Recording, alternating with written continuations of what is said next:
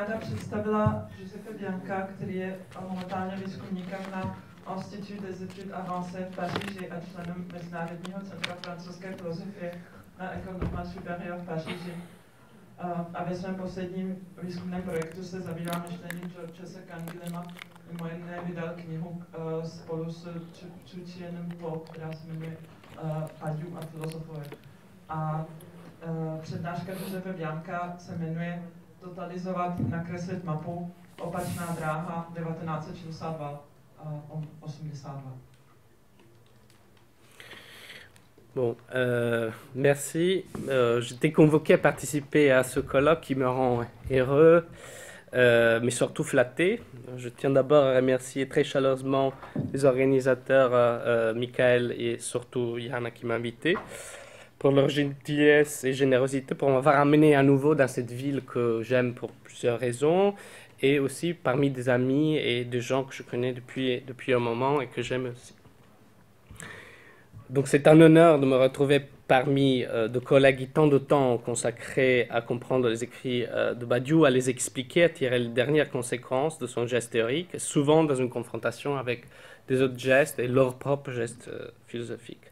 Mais après ces remerciements, il faut tout de suite, sans fendre fausse modestie, mais parlant franchement, vous dire mon embarras. Un embarras qui est double, embarras d'une part d'être parmi des experts, ou des gens que, comme je disais, ont travaillé longtemps dans le sillage ou sur le travail de Badiou, et embarras d'être ici en sa présence, ce qui limite en quelque manière mes propres mouvements. Donc je conçois plutôt cet exposé comme pas vraiment un exposé, mais une série de questions. Jeune étudiant de philosophie, j'avais lu le livre de Badiou sur Deleuze, il était 98. J'étais de passage à Paris dans le cadre d'un programme universitaire.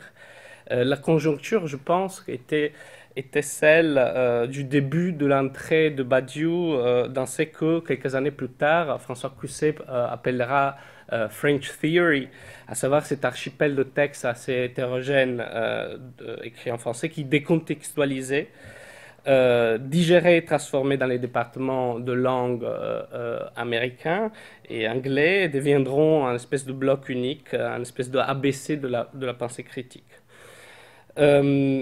À l'époque, le livre de Badiou avait suscité des polémiques souvent très stériles, mais aussi l'avait lancé dans un espace plus ample, un espace public beaucoup plus ample. En effet, je parle de mon expérience aussi italienne. Je me rappelle que L'être et l'événement, qui avait été traduit en italien, avait vendu pas plus que 30 copies. Ça se passera très différemment après le livre sur Deleuze, donc ce sera... c'est comme si Deleuze le livre sur Deleuze avait traîné ou lancé Badiou dans un espace de public beaucoup plus ample. 3 ans plus tard, je suis revenu à Paris. J'ai connu deux jeunes étudiants en thèse, un italien et l'autre anglais, qui sont dans cette salle. Ils sont plus jeunes, qui tenaient un séminaire sur Badiou à l'université de Paris 8. Je suis allé une fois, j'étais fasciné, mais je ne suis plus revenu. En ce qui est de l'auteur de cet événement, mon document d'inscription en DEA, qui à l'époque correspondait plus ou moins à ce qui est le Master 2 après processus de Bologne, indiquait son nom comme directeur de mon mémoire, mémoire qui portait le titre grandiloquent et insensé des figures du transcendantal dans la philosophie française contemporaine. Non, ça devait être une histoire des figures du transcendantal. Et portait ce qui semblait être sa signature. Donc là, je révèle un secret. En réalité, ce n'était pas la signature de Badiou, mais c'était l'imitation de la signature de Badiou faite par Zouzi, directeur de département de Paris 8, à la réunion de rentrée du master. Donc malgré lui, Badiou avait donc été obligé à diriger mes travaux. Je commençais déjà mes études en tant que faussaire. Je me rappelle de l'avoir rencontré 3 fois en tête-à-tête, dont la 3e était la discussion de mon DEA, sans faire de moi un fan, il était réussi à m'accrocher.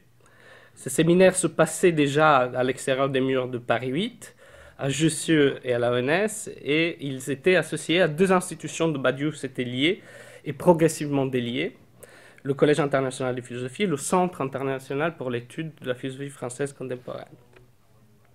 Dans ce cas, la conjoncture était une autre, donc celle de la création d'une nouvelle institution. Comme on sait, Badiou avait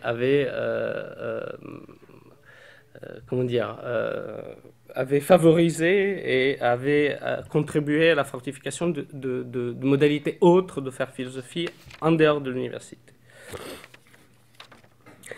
Donc, fini mon mémoire et ayant donc la permission à faire une thèse, décidé, en manque d'options plus alléchantes, de continuer d'une manière ou d'une autre mes études en philosophie, et ne trouvant pas de terrain fertile dans mon pays natal, j'ai donc fait retour vers le maître en lui demandant de diriger une thèse sur le philosophe qui m'avait en quelque sorte amené en France, Deleuze, et sur lequel il avait écrit le petit précieux livre de 97.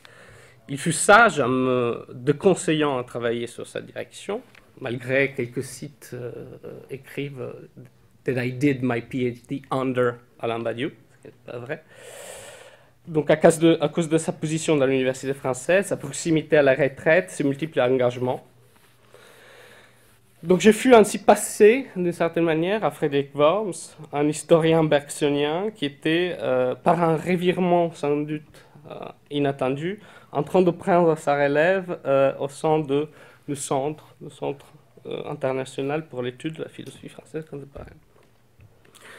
Donc, ceci me convainc à laisser tomber Deleuze et à faire une thèse sur Bergson, ou plutôt sur la réception de Bergson et du bergsonisme, qui est devenu un livre et dont le sous-titre, d'ailleurs, je fais de la propagande, m'a été indirectement suggéré par celui qui est objet de ces 2 jours.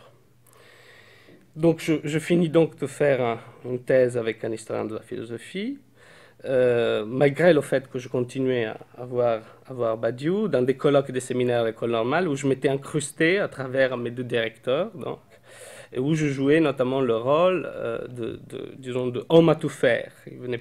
Badiou venait parler au cours de colloques et séminaires, et ça fut une séquence, je crois, assez productive. Il fut même membre de ma thèse, et je rappelle, ce sont des anecdotes, mais je vais arriver au point de ma communication. Je me rappelle la délectation avec laquelle je l'avais écouté parler, et surtout quand il avait mentionné que ma doctrine, la doctrine du candidat, est le matérialisme historique. Donc, dans mon idée un peu punk de ce qui allait être mon futur, ou plutôt mon absence de futur, dans une académie déjà dans un état de désagrégation, j'étais bien content de finir en gloire, d'une certaine manière, avec une explosion. Donc, il ne faut pas ainsi. Mais Badiou précisait que je n'étais pas un matérialiste historique, j'étais matérialiste historique dans un sens différent du sens qu'on prête ordinairement à ce mot. Donc je ne suis pas, je n'étais pas marxiste et marxologue, donc il voulait dire plus ou moins que ma tentative était celle de décrire l'effectuation de la pensée philosophique dans le temps, dans l'histoire donc, et dans ces détails la matière, tout en évitant les grandes catégories du type système, auteur, doctrine, etc. C'est ainsi que mon parcours commence à bifurquer. Je commençais d'une part à m'enfoncer dans les archives avec le plaisir un peu de l'enquêteur, et d'autre part à commencer à lire un peu de sciences sociales, un peu comme le flic apprend un peu de chimie pour faire ses enquêtes. Sans doute, c'est ainsi que je suis devenu quelque chose de différent, surtout pas un philosophe. C'est pour cela que je dis mon embarras à être ici. Les discussions complexes, exigeantes sur le multiple, la nature de transcendantal, la vérité simulacre, etc., qui m'avaient amené à Paris, sont disparues progressivement à l'horizon et ne sont présentes, si elles le sont, que comme l'infrastructure inconsciente de mes enquêtes, bien plus pratique et entièrement descriptive. Je dis quand même, et je vais venir au point, qu'elles sont restées à l'esprit dans ce que je fais pour trois raisons qui vont transparaître peut-être dans les minutes suivantes. La première est l'importance de la catégorie d'événements dans tout processus de subjectivation, catégorie que je conçois en tout cas d'une manière bien plus simple et rudimentaire que Badiou. Je tente de mobiliser des catégories comme celle de génération tirée des sciences sociales et de Mannheim, et l'idée qu'il n'y a pas donc d'histoire sinon que dans le sillage d'un événement. Une génération se fait quand elle est marquée par un événement. Et l'idée que la philosophie est une pratique sous condition d'autres procédures génériques, dirait Badiou. Moi, je dirais tout simplement, en m'inspirant de Bourdieu, sur la condition de sa relation historiquement déterminée, la philosophie, avec d'autres disciplines structurées formant des champs. Donc c'est comme ça que j'ai détourné le peu que j'avais lu de Badiou vers ce qui étaient mes intérêts. Donc c'est ainsi que je commençais à m'intéresser aux sites d'apparition dans leurs détails, même concrets, de la philosophie. Et c'est ainsi que je me suis retrouvé à être l'éditeur de ce petit livre, Badiou et les philosophes, que j'ai édité avec un ami qui est le seul traducteur, je ne suis pas le traducteur, qui a été publié il y a 2 ans. Donc, mais encore une fois, je suis complètement, je suis absolument pas un expert, donc c'est pour cela que je pensais de vous proposer quelque chose de complètement narratif. Et c'est comme ça que donc, je me suis retrouvé à enquêter les premières années de l'itinéraire de Badiou. Donc je vais essayer d'isoler à partir le cas que j'avais analysé certaines conclusions ou certains points qui ont à faire directement avec ma recherche, avec les instruments que je tente de mobiliser en faisant l'histoire de la philosophie, l'histoire des idées. Donc, je vais donner comme titre à ces quelques observations. Ce sont que des observations très désordonnées. Au début, j'avais une visée beaucoup plus ample et beaucoup plus ambitieuse, qui finalement, comme ça arrive souvent à cause de l'emploi du temps et les choses qu'on a à faire, je ne suis pas arrivé à mener au but. Je voulais faire une espèce de description, c'est encore plus embarrassant parce que l'objet de mon discours est là. Donc une description de l'itinéraire de Badiou entre le milieu des années 50 jusqu'à son habilitation à diriger les recherches. Donc, disons jusqu'aux théories du sujet, je vais m'arrêter en 66, donc entre 56 et 66. J'ai donné comme titre Trajectoire inverse. Donc, pour ceux qui connaissent un peu Badiou, il s'agit du titre, ou du moins de sous-titre du premier livre, qui n'est pas un livre de philosophie, mais est un roman, donc Almagest de 64.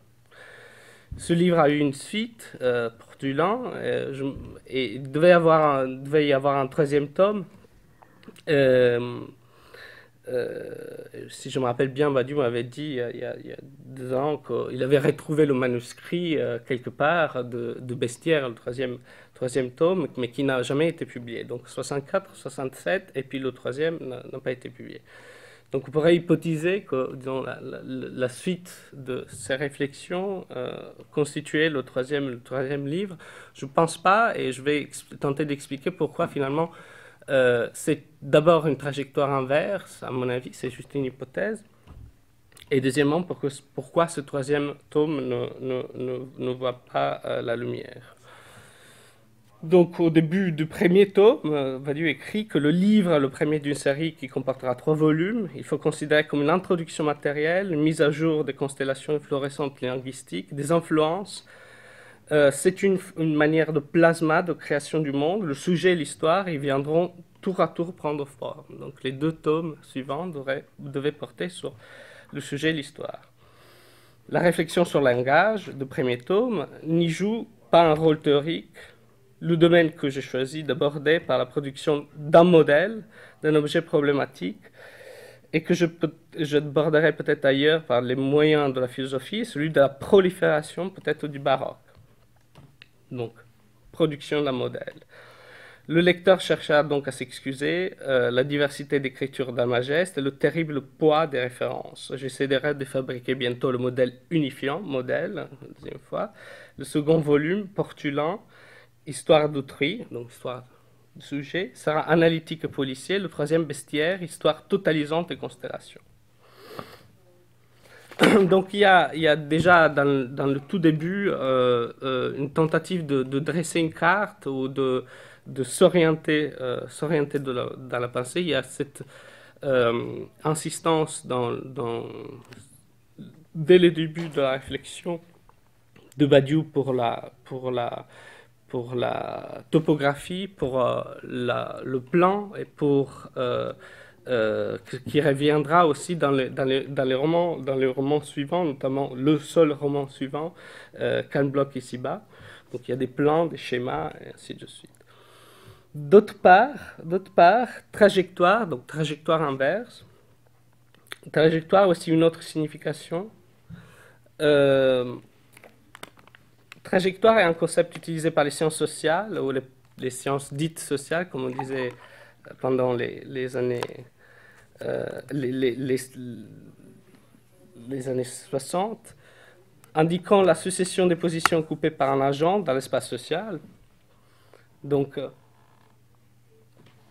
la trajectoire est déterminée par la position de l'agent, les dispositions, donc ce que Bourdieu appelle l'habitus, et le poids de l'origine sociale, ou ce qu'on appelle le capital. Donc, qu'est-ce que ça veut dire? Donc, comprendre la vie d'un auteur, il faut prendre en considération la trajectoire d'un auteur, il faut prendre en considération l'espace dans lequel ceci se meut et le capital qu'il a à disposition. Donc, étudier une trajectoire revient donc à mesurer la distance qui sépare un agent des autres agents dans un champ structuré d'une discipline, ou dans ce cas, dans des champs différents, parce que les champs sont emboîtés, et champs qui sont en évolution. Donc le problème est non seulement l'évolution de ces champs, mais aussi leur interaction. La littérature interfère avec la philosophie interfère avec la science, donc il y a un emboîtement. Et donc faire une sociogénèse signifie prendre en considération la trajectoire. Et donc ce que je voulais faire, là c'est comme je disais, un peu embarrassant, c'est simplement indiquer quelques coordonnées pour comprendre pourquoi cette trajectoire est inverse dans le cas en question. Malgré le fait, si j'ai bien compris, que des étudiants sont en train de tourner un documentaire sur Badiou, je dirais que donc on est une espèce de, comme il arrive souvent chez les philosophes, on est dans une troisième phase d'une certaine manière monumentale. Donc, même s'il y a ce documentaire, Badiou ne s'est jamais adonné au genre biographique, sauf une exception. Petit essai, L'aveu de philosophe. Mais il y a peut-être une première occasion dans laquelle cela arrive, et comme je disais, j'aime bien aller fouiller dans les archives, même avec l'autorisation des auteurs. Donc je suis allé donner un coup d'œil dans les archives de Lyotard, et j'avais trouvé plusieurs documents que je voulais mobiliser. Évidemment, comme je disais, je n'ai pas eu le temps de préparer quelque chose de ficelé, mais je vais quand même lancer quelques idées. Et j'ai retrouvé peut-être l'un des premiers récits autobiographiques, qui est le dossier qu'Alain Badiou avait préparé pour l'habilitation dirigée des recherches en 89, à savoir au moment où son manifeste pour la philosophie se presse. Et ce dossier est constitué par deux parties. Donc, Lyotard devait lui donner main forte à Paris 8 pour obtenir l'habilitation à recherche, diriger des recherches. Donc, une première partie, la description de sa trajectoire, justement. Et la deuxième présente la liste motivée des travaux. Ce qui m'a fait particulièrement plaisir, c'est que je me suis rendu compte que la plupart, peut-être pas tout, c'est que j'avais écrit dans la petite introduction de Badiou et les philosophes, parce que je m'étais occupé justement de la partie information et archives. Tsu-Chen m'avait dit pourquoi ils t'ont invité? Comment est-ce que tu peux contribuer d'autre manière qu'avec la biographie? Donc c'est un peu ça. Donc je me suis aperçu qu'il n'y avait pas énormément de bêtises dans mes hypothèses, dans les informations que j'avais trouvées et j'avais placées. Mais il y a une partie intéressante dans ce dossier. Il y a deux aspects intéressants, je trouve. Le premier aspect, que j'ai raconté hier à Oliver, d'ailleurs, c'est que ce dossier exclut tous les articles qui précèdent et tous les écrits qui précèdent 82. Et dans le dossier biographique, disons, il y a un passage intéressant que je tiens à citer, et à partir duquel je vais structurer mes quelques remarques. Lorsque je suis entré en philosophie, à la fin des années 50, le contexte était celui de la domination des orientations de type phénoménologique d'une part, du marxisme d'autre part. Pour ce qui me concerne, j'avais choisi, je tentais déjà une sorte de joncture entre ces deux dominations. J'étais sartrien, avec cet enthousiasme à la fois nécessaire et naïf, qui adopte du maître non seulement les grandes catégories de la pensée, mais la conception de l'existence et du monde, voire les styles, sinon l'éthique.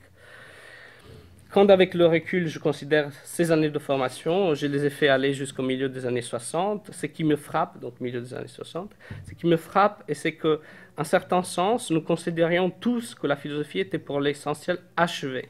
Sartre lui-même accordait plus d'importance peut-être à la littérature et aux engagements politiques que la philosophie proprement dite. Aucun d'entre nous, donc il y a déjà un nous, donc il y a une idée d'un groupe et d'une génération qui peut-être est différente des autres qui le précèdent immédiatement et qui la suivent immédiatement. Donc il y a une série d'événements qui marquent et qui génèrent une génération, pour ainsi dire. Évidemment, c'est les instruments que je mobilise.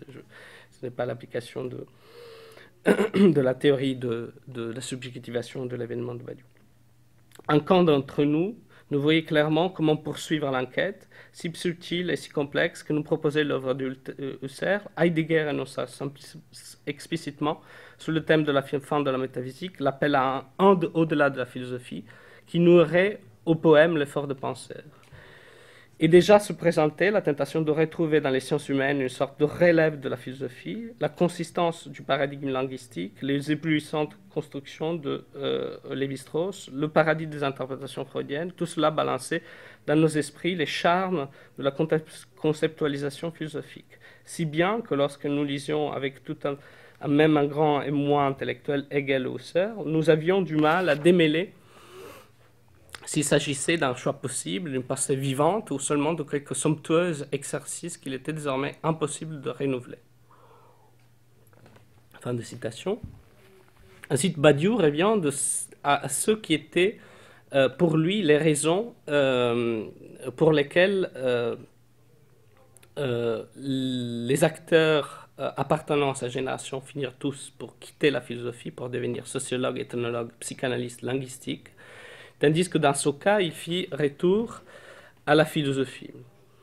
Donc ce que je trouve intéressant, c'est justement l'isolement d'une génération et les raisons pour lesquelles il avait été épargné, disons, par cette déprofessionnalisation ou sortie du champ philosophique.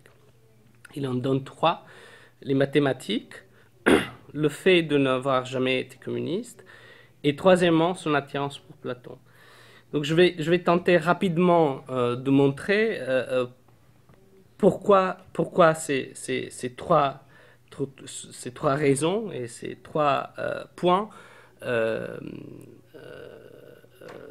ces trois caractéristiques permettent à Badiou à ne pas sortir du champ philosophique. Même si, je vais essayer de montrer, mais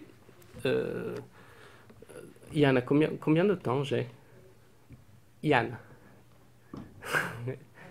J'ai 10 minutes.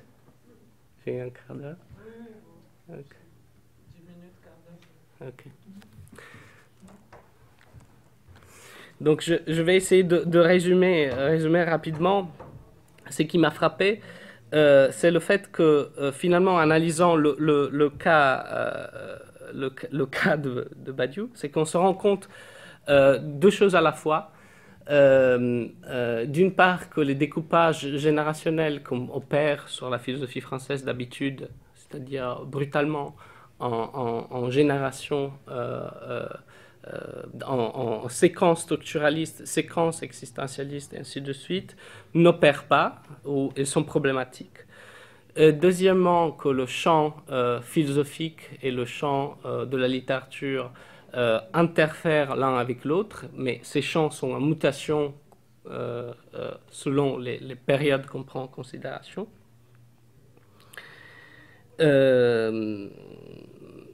Et voilà, ce sont ces deux points-là.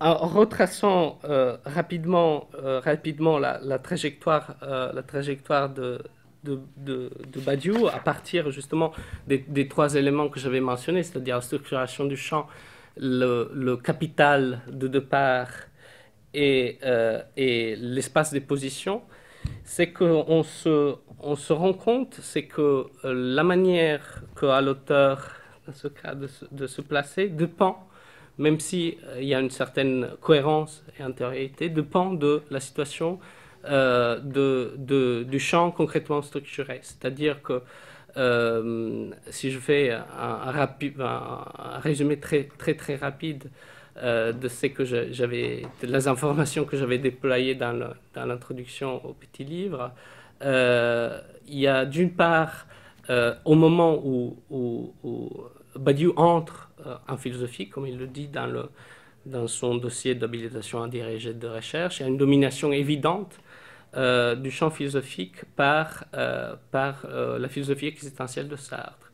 Mais d'autre part, ce qui est intéressant de voir, c'est que, et je reviens à l'idée de événement et comment un événement marque une génération, ou marque et génère une subjectivité qui peut être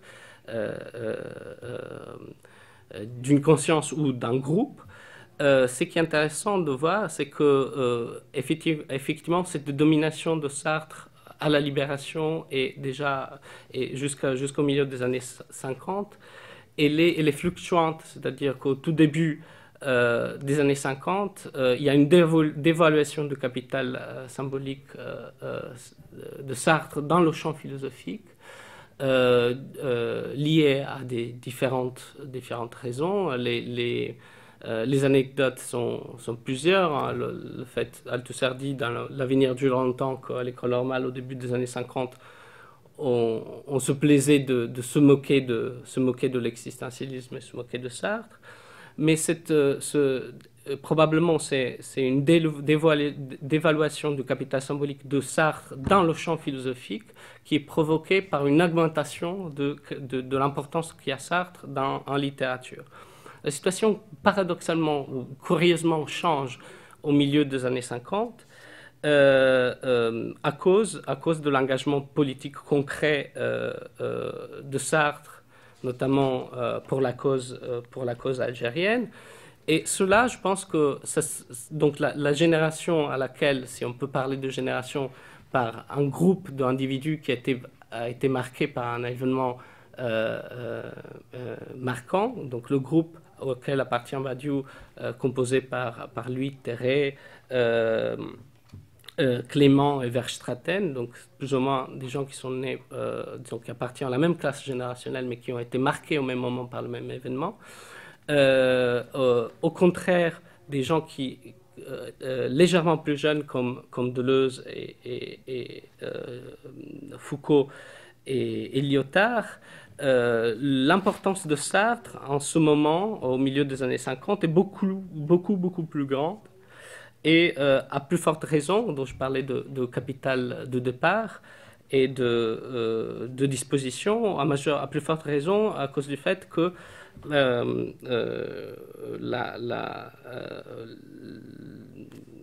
comme Badiou d'ailleurs l'écrit dans La Vue du philosophe, son enfance est marquée par la figure du père mathématicien engagé,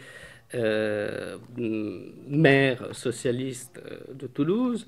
Il y a une expérience assez précoce du politique. Donc ce premier contact avec Sartre provoque aussi l'intériorisation d'une série de dispositions. Et ce qui m'a toujours frappé, je pense qu'il fait la singularité dans le champ philosophique de Badiou même aujourd'hui, c'est une posture qui n'est pas du tout celle de l'intellectuel spécifique proposée par Foucault, mais c'est une idée de intellectuel total. Donc, et je pense que le contact avec la philosophie de Sartre très précoce a provoqué l'intériorisation de cet habitus. Un deuxième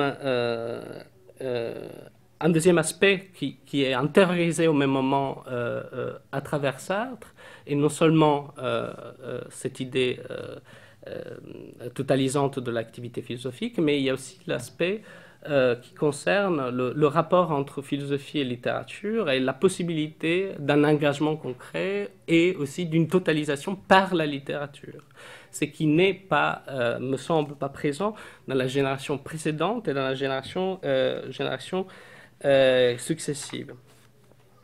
Mais d'autre part, ce qui provoque, à mon avis, ou qui donne sens à cette idée d'une trajectoire inverse, c'est qu'au même moment que cette idée ou ces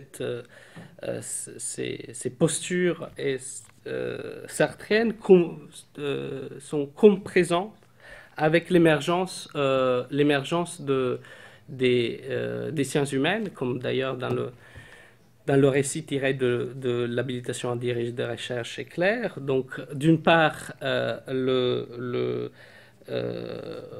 les sciences humaines et plus spécifiquement le paradigme structural. Ce paradigme structural, évidemment, au tout début des années 60,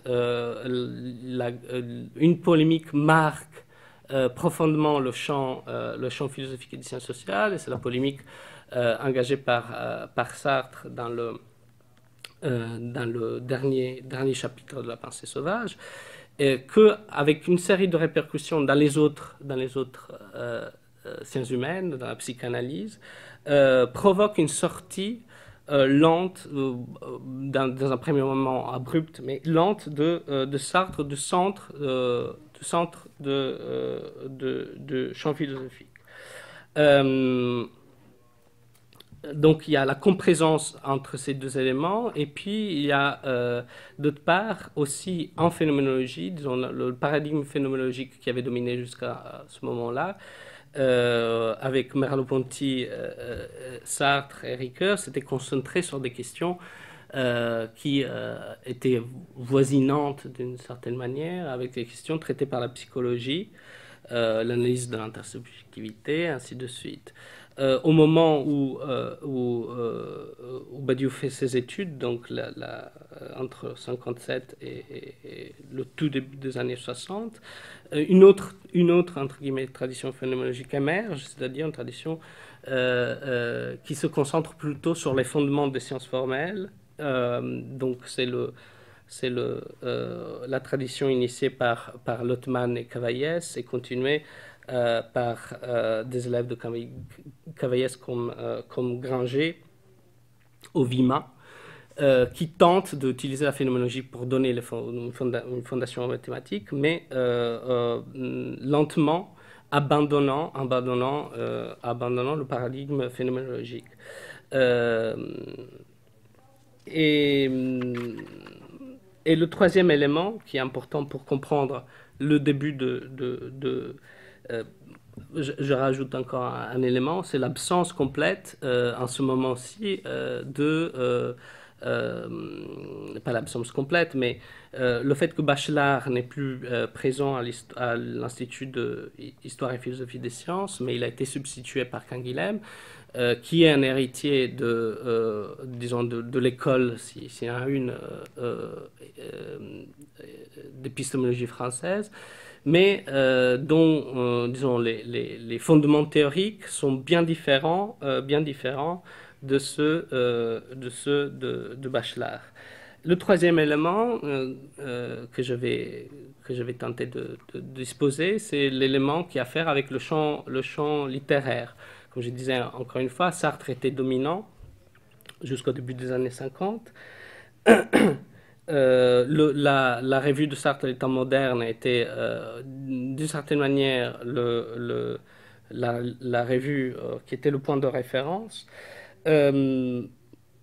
Au début des années 50, on assiste à un changement, peut-être pas au début des années 50, plutôt au milieu des années 50, on assiste à un changement qui consiste aussi dans l'émergence d'autres courants littéraires, mais aussi d'un autre paradigme, d'une autre idée d'écrivain et de littérature. Donc si jusqu'à ce moment-ci, le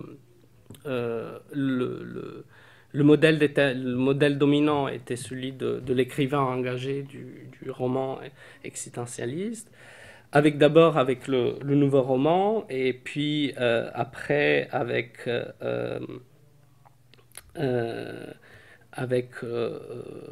l'émergence de la revue telle qu'elle au début des années 60, cette idée d'une écriture de l'écrivain comme acteur engagé disparaît et est substitué par un autre paradigme de l'écrivain et une autre idée d'écriture complètement différente de celle proposée par Sartre et par Simone de Beauvoir. Donc ce qui est intéressant aussi, et je trouve frappant à quel point Badiou a été honnête à faire publier, par exemple, les lettres, l'échange de lettres avec Simone de Beauvoir, qui date des années 50, où il y a une lettre qui m'avait frappé, où il fait référence au roman La jalousie de Robbe-Grillet, et Simone de Beauvoir, il dit je voudrais écrire un compte-rendu pour les temps modernes. Et Simone de Beauvoir dit vous l'avez aimé, moi j'ai pas du tout aimé. Parce que évidemment tous ces mouvements littéraires étaient dans le nouveau roman, mais aussi tel quel après. Et il faut savoir que les premiers romans de Badiou ont été publiés par les éditions de Seuil, le Seuil qui avait été l'éditeur de Solers et de la revue telle quelle. Il faudrait voir si voilà, le passage par le Seuil a été fait par ce biais-là. Donc ce qui est intéressant de voir, c'est qu'il y a une coexistence, encore une fois, de ces éléments disparates, mais aussi dans le champ littéraire. Il y a d'une part, encore une fois, cette idée totalisante de l'intellectuel ou du philosophe, et même de l'écrivain, du romancier, qui coexiste d'autre part avec un paradigme, celui proposé par Solers, déjà dès le premier numéro de tel quel en 1960, et aussi le modèle proposé par le nouveau roman, qui est complètement en contradiction.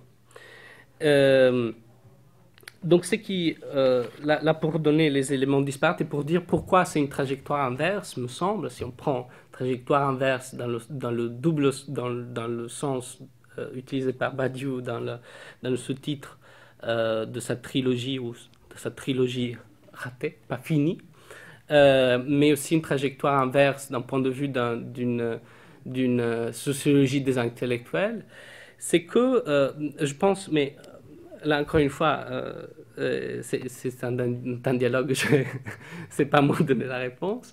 J'ai l'impression qu'il y a une tentative de tenir ensemble des éléments très disparates, ce qui est explicite et transparent dans la tentative d'inviter, de faire dialoguer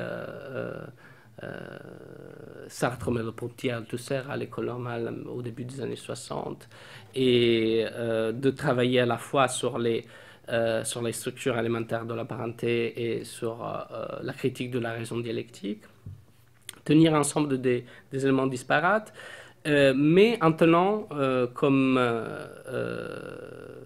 disons que les dispositions sartriennes étaient à tel point intériorisées que l'idée, c'est justement aller du langage, de l'effet idéologique dans le premier tome de la trilogie, en passant par les sujets, en arrivant, ça c'était l'idée initiale de la succession des romans, en arrivant à l'histoire en tant que processus synthétique et de totalisation. Donc la trajectoire est inverse, parce qu'en ce moment-ci, évidemment, tout allait vers la structure et vers le langage, à la fois dans le champ philosophique et dans le champ littéraire. Donc c'est pour cela que je dis que c'est intéressant de voir les générations du milieu pour observer ces tentatives de tenir ensemble des choses qui ne vont pas ensemble. Évidemment, les choses n'iront pas ensemble, et justement, le troisième tome du roman ne viendra pas à la lumière. Et ce que je voudrais aussi souligner, c'est que ces romans, mais là aussi, je m'expose à la contradiction et à l'erreur complète, c'est que ces romans ont été écrits, le projet du roman a été écrit, mais à fur et à mesure qu'il avait été écrit dans une fois, projeté dans une fois, mais à fur et à mesure que le projet de roman et l'écriture a évolué, aussi le champ philosophique et le champ littéraire étaient en train d'évoluer. Et je trouve qu'il y a une mutation de langage déjà entre Portulin, dont l'idéation date de la fin des années 50 et publié en 64, et Almagest, pardon, et Portulin publié en 67. Donc le projet évolue en fonction de l'évolution du champ philosophique. En 66, quand Badiou, après un isolement de plus ou moins de 4 ans dans un lycée et une université de Provence, revient à Paris, invité par la génération plus jeune, et en contact justement avec une génération plus jeune, et réintégré dans le cercle de ce qui se faisait à l'école normale, donc au centre du champ philosophique parisien, d'une certaine manière, dans le cercle de Althusser et des cahiers de l'analyse. Cette tentative de tenir ensemble des éléments disparates se dissout lentement comme de la neige au soleil, c'est-à-dire que l'essai sur l'autonomie du processus esthétique de 66, si je ne me trompe pas, et d'une part me paraît être une tentative de garantir, de maintenir et de légitimer l'activité du romancier. Mais cela ne dure pas longtemps, donc justement Portulin de 67, et puis enfin le contact avec les Althusserens feront aussi dissoudre cette idée d'une histoire comme mouvement organique et totalisant. Et pour revenir à un aspect et je vais conclure, que j'avais complètement oublié, qui devait être au début de mon topo, c'est que ce qui m'avait guidé aussi dans ma propre trajectoire, à part certaines catégories que je vais intérioriser de la philosophie de Badiou, était aussi un espèce de panorama ou de lecture assez clair à l'apparence de ce qui est la philosophie française dans son ensemble, ce qui était assez rare en ce moment en ce moment de l'histoire, de l'historiographie sur la philosophie française, c'est-à-dire cette idée reprise par Foucault, reprise à Badiou par Foucault et tournée et changée, de l'existence de deux lignages clairs dans la philosophie française, donc une tradition un platonisme mathématique et d'autre part un vitalisme le vitalisme de l'antériorité vitale, donc d'une part Braunschweig, Cavaillés, Bachelard et jusqu'à celui qui est l'objet de ce colloque, et puis d'autre part Bergson, Merleau-Ponty, Deleuze et Canguilhem même, qui est rajouté dans la logique du monde, dans cette vision un peu binaire. Donc ce qui est marrant, c'est que d'autre part, ces traditions, si elles existent, elles se croisent en continuation, et même, je dirais que même chez Badiou, il y a la coexistence de Sartre et d'Althusser, mais il y a aussi la coexistence dans les moments différents de l'itinéraire, de positions ontologiques même différentes, c'est-à-dire que l'idée de l'histoire comme une totalité organique me paraît être présent, ou me paraît être comme la perspective dans laquelle la trilogie des 3 romans avait été formulée, mais qui se désagrège complètement au milieu des années 60. Et un autre, là je vais arrêter, un autre élément que je voulais porter, un autre document que je voulais porter, c'était qui n'est jamais été cité, était un exposé, une communication que Badiou avait fait dans le séminaire de Canguilhem sur organisme et structure et organisation, dans un séminaire sur l'organisme de Canguilhem, qui date, je pense, de 66. Le séminaire, c'était 66-67. Donc, c'était le moment où Badiou écrit son grand article sur le commencement de matérialisme, l'article sur Althusser publié dans la revue Critique, où il critique évidemment la notion de totalité et de totalisation comme idéologique. Et déjà dans cet article est présent, je pense, cette idée que derrière l'idée de totalité organique, que l'idée de totalité organique est une idée complètement absente dans la réflexion de Marx et qu'il faut expulser, dont laquelle il faut se débarrasser assez rapidement. Ce qui sera présent justement dans l'article publié quelques mois plus tard. Idée que est au centre de la critique de la raison dialectique de Sartre. Et donc, il y a la complaisance, il y a une succession de positions qui pourraient sembler être contradictoires, même dans la formulation de romans. Donc, je pense que je vais m'arrêter là, mais l'idée, c'était encore une fois, de rendre compte de la manière dans laquelle on peut rendre compte d'une trajectoire en prenant en compte l'interaction entre deux champs différents, entre deux pratiques intellectuelles différentes, sans être tenté à reconstruire, encore une fois, dans ce cas-là, une totalité qui devrait être cohérente et organique.